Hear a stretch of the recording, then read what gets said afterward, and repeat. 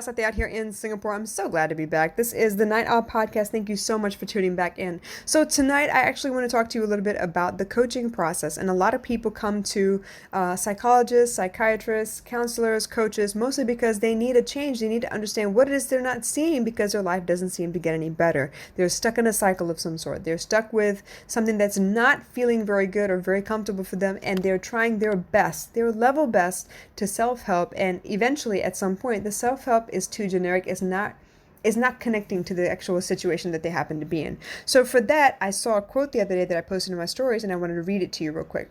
Remember, you are not becoming anything. We use this language to sell courses. You are not actually being transformed. You're remembering who you are. You're going back to your true self, and when you do that, it feels like a transformation. But it's not. It's who you are beneath the toxic programming and all the shit that was put on you.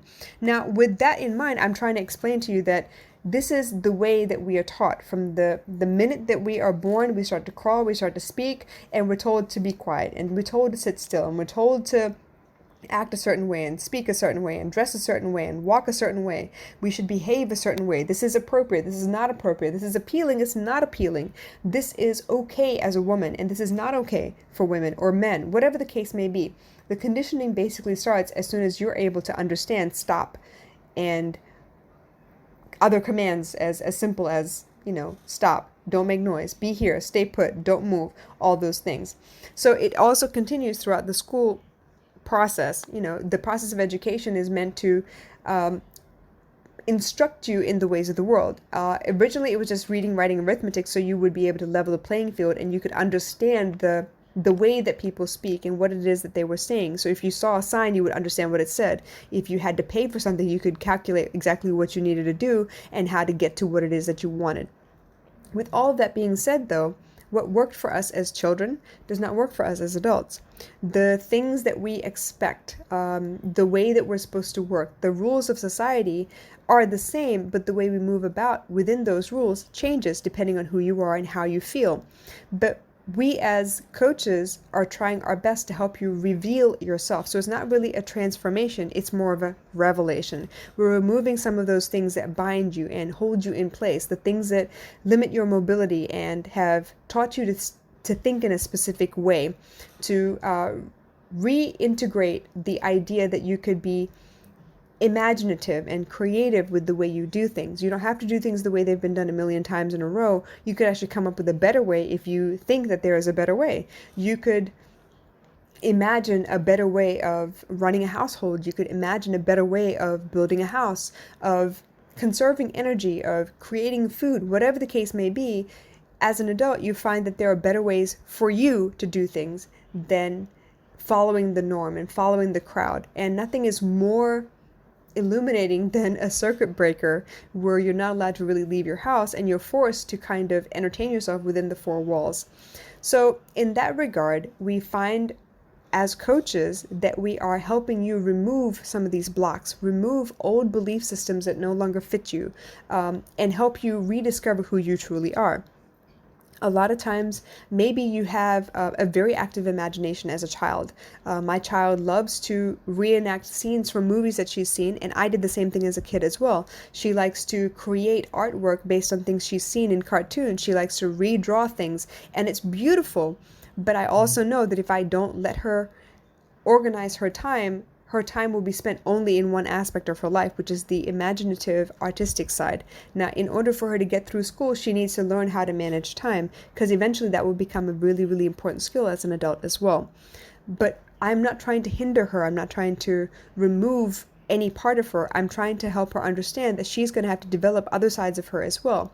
And perhaps that was the original intention of school in the first place, but for the most part, because we spend so much time in school and so much time around the same people as we go through each grade, we forget that we have aspects of us that don't fit the norm, aspects of us that are a little more rough-edged and against the grain, so to speak.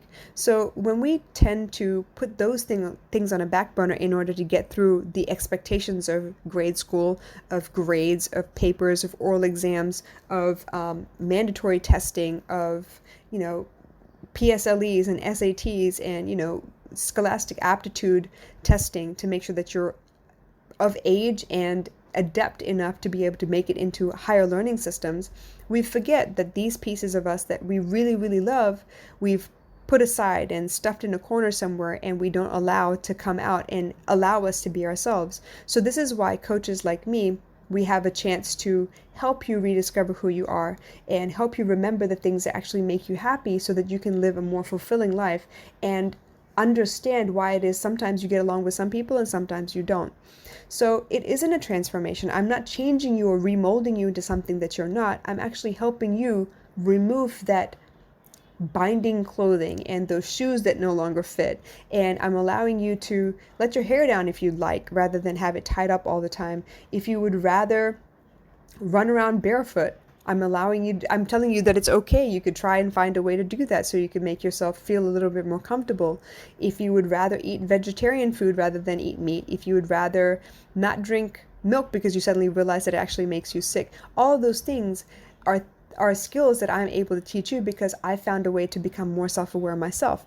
So in a coaching situation where you find that you come out of sessions feeling different, it's not that you feel different. It's feeling more of yourself. It's almost like you feel more at home in your body, more at home with your mind. You understand things a little bit better and you realize why you're fighting against certain things, and it's easier to move with others. So in that regard, coaching can be an effective way for you to rediscover yourself and a safe place for you to rediscover what it is that maybe traumatized you as a child, for you to develop coping mechanisms that maybe block out any situation that looks similar to your old traumas so that you never feel the pain again, and understand that that was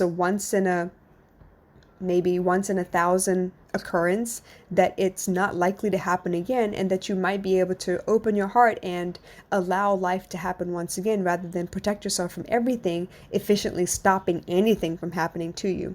So I hope this made sense. I hope you realize that when it comes to sitting down with someone who's been through it before, almost like sitting with an elder, and no, I'm not saying that I'm older than you guys, but I've lived through a couple more things.